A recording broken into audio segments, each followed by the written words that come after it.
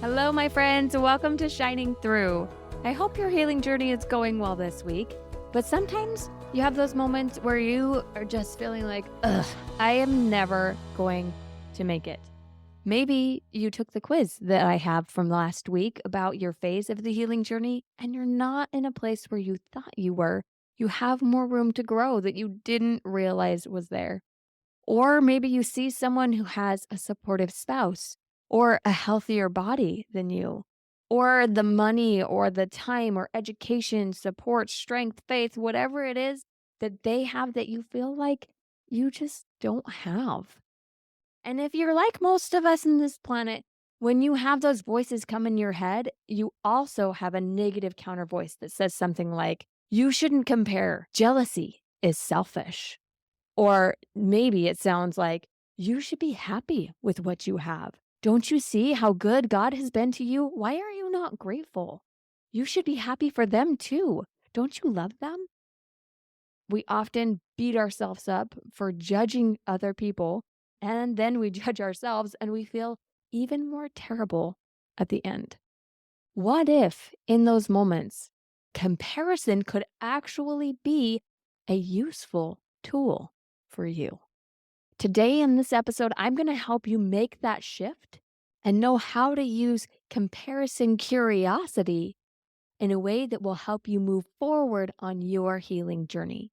To make this shift, you first have to understand two foundational truths.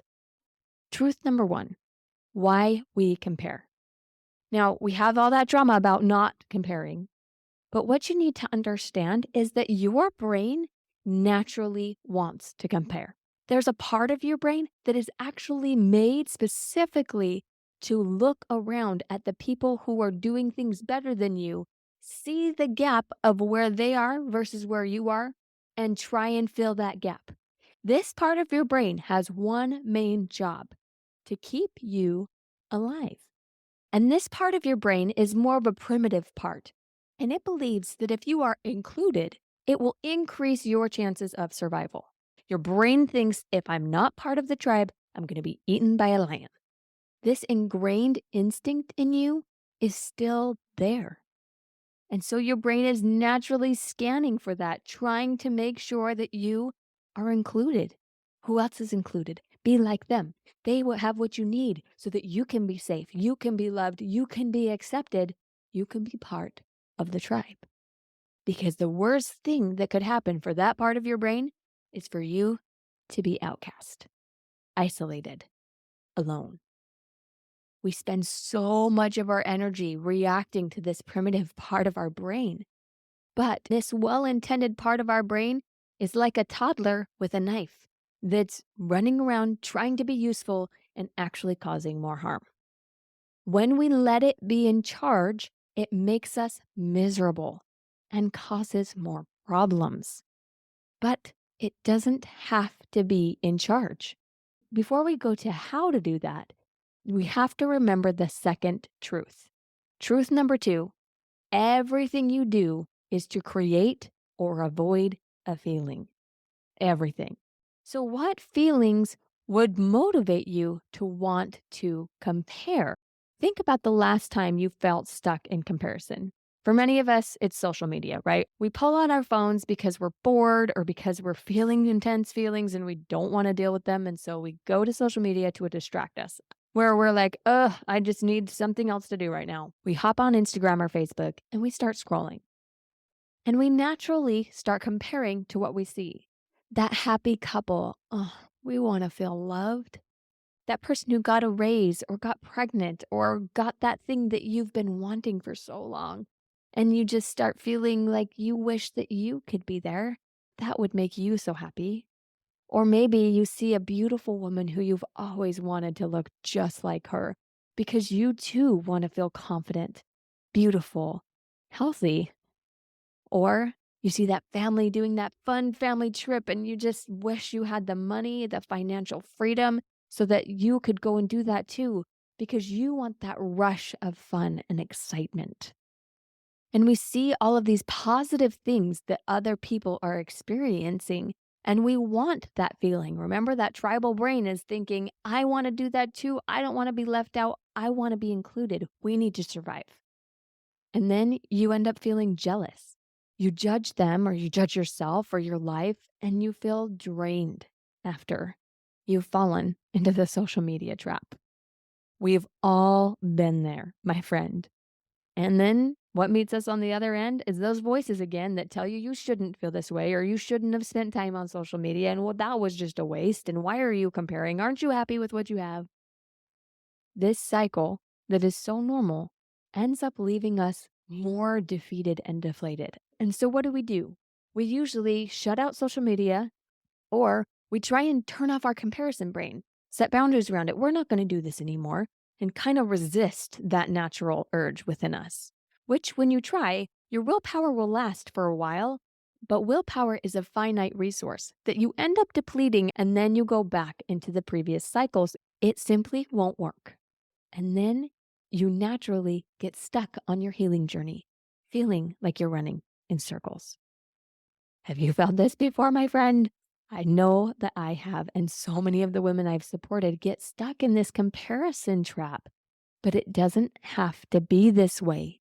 There is another way. Your brain isn't just primitive. That's only a piece of the beautiful gift that God has given you. And when you know how to use your brain, it changes your relationship with that natural response and your relationship with comparison. At its root, comparison is longing for something that you think that you don't have. Your brain says, I don't have these things. That's why I'm not happy. I need those things and then I will be happy. Remember truth number 2. Your feelings are behind everything. But my friend, what creates your feelings? It's your thoughts.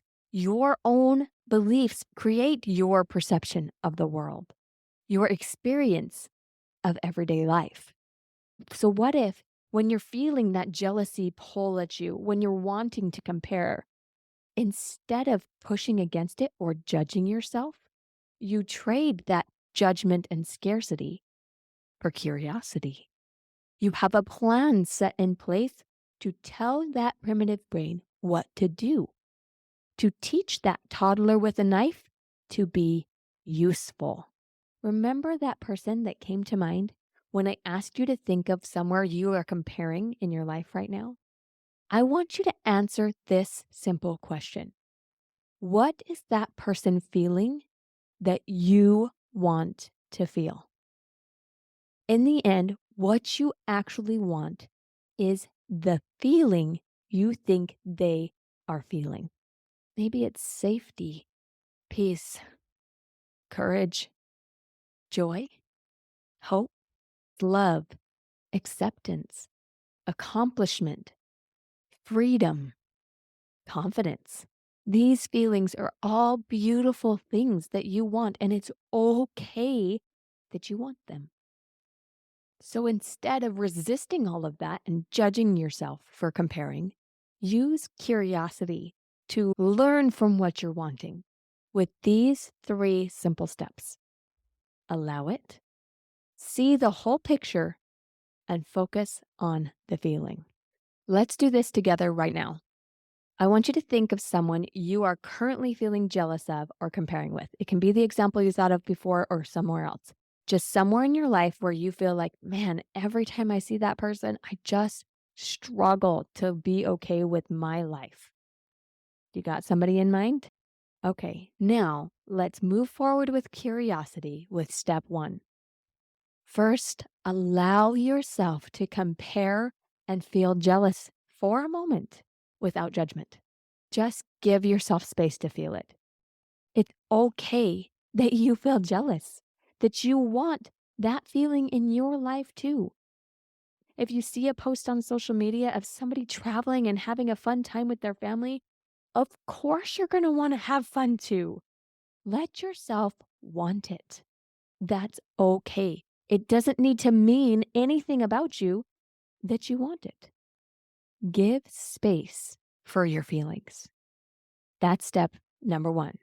Now, step number two, see the whole picture in truth. If you see this post of somebody traveling, you're naturally feeling jealous of that rush of joy that they're experiencing, that connection with family that you want to make those memories. Or maybe it's the freedom financially for them to even do that, and you wish that you could have that too. Well, without judging them and without judging yourself, let's check some of those assumptions. How about the financial freedom? How can you get curious about that piece? What's the whole picture there? Well, maybe they made a lot of sacrifices for them to be able to use that money to go on that trip.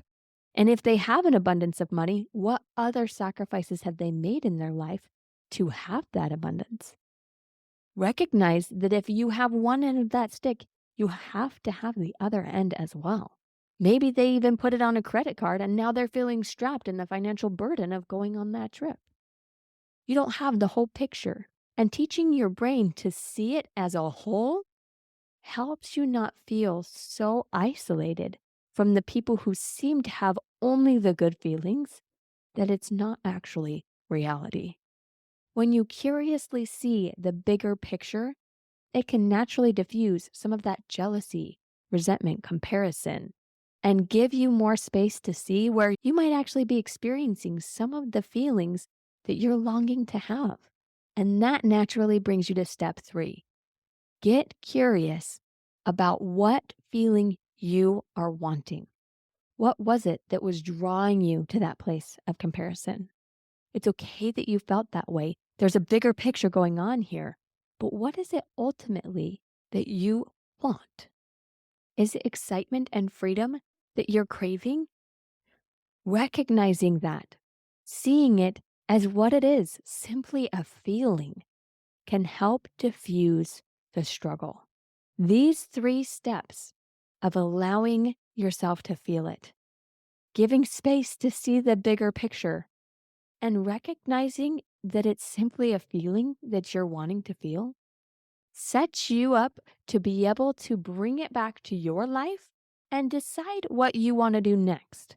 Is there anywhere in your life that you are already experiencing that feeling? Recognize it, feel it. Yes, validate that you have that feeling and that you can lean in where you're already creating that in your life. Maybe you have a young child who's learning how to do something new and it feels exciting for you. Maybe you've been doing some self care where you're going to an exercise class that you've come to really actually love, and you feel the freedom of going there and investing in your self care.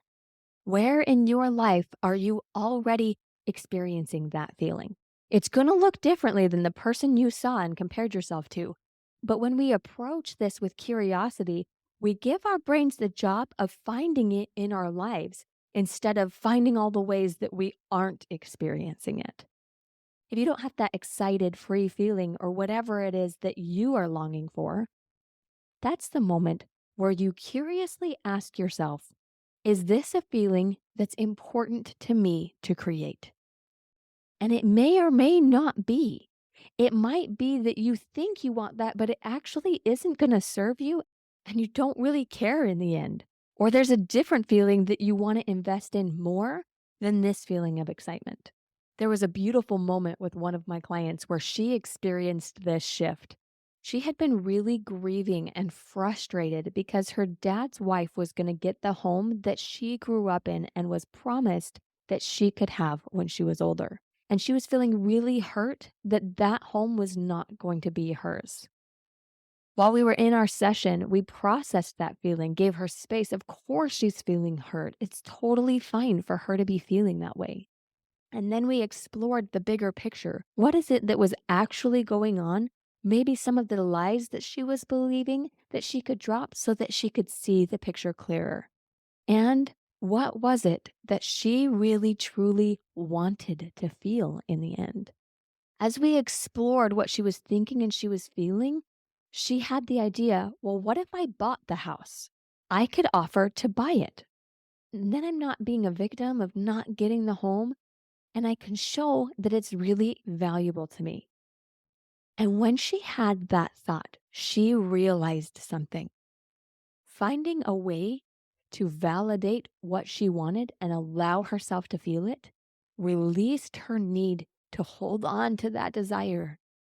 She realized what she really wanted was to feel important and heard, for someone to advocate for that little girl inside her who her daddy had promised to give her that house.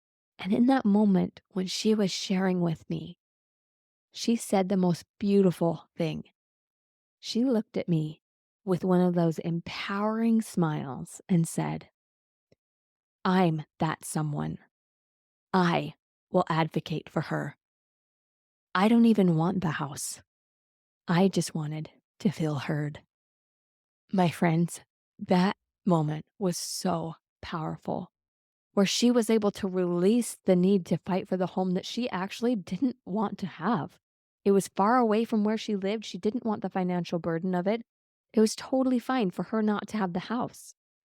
She was just connecting the house to feeling important, heard, loved, advocated for. But she didn't need anyone else to do that for her.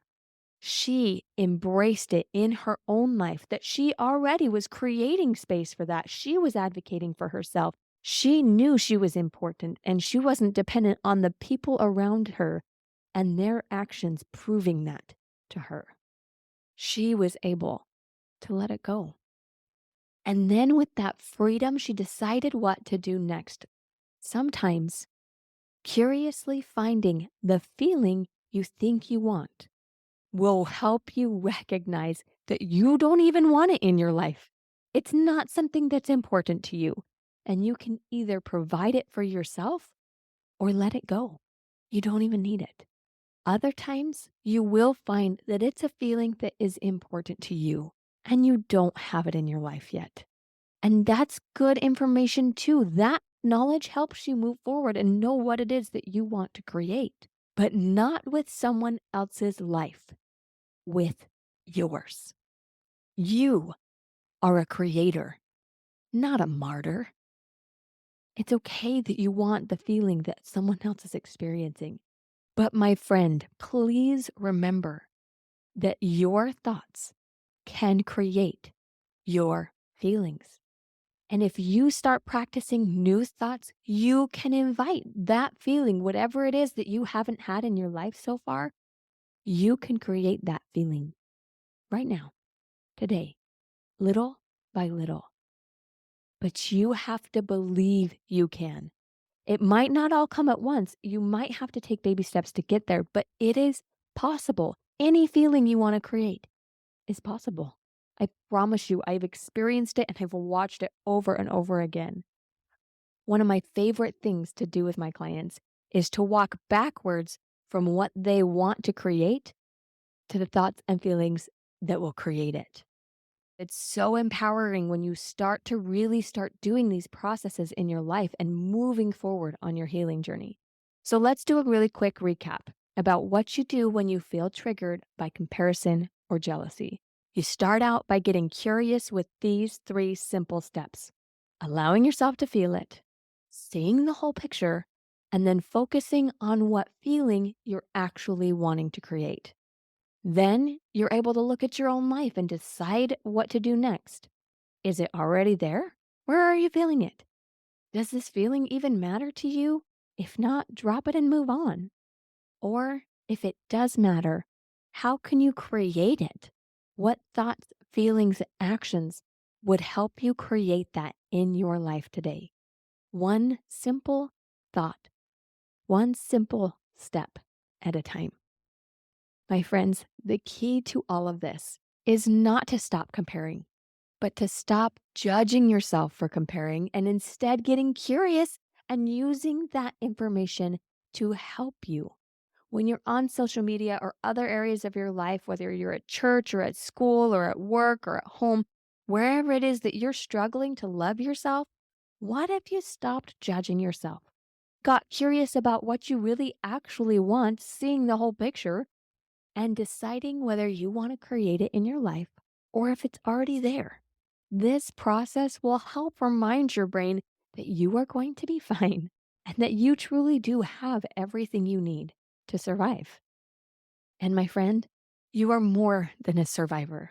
You are a creator. Use this simple comparison curiosity tool and see what you already have and what you can create. You don't have to stay in the misery of comparison.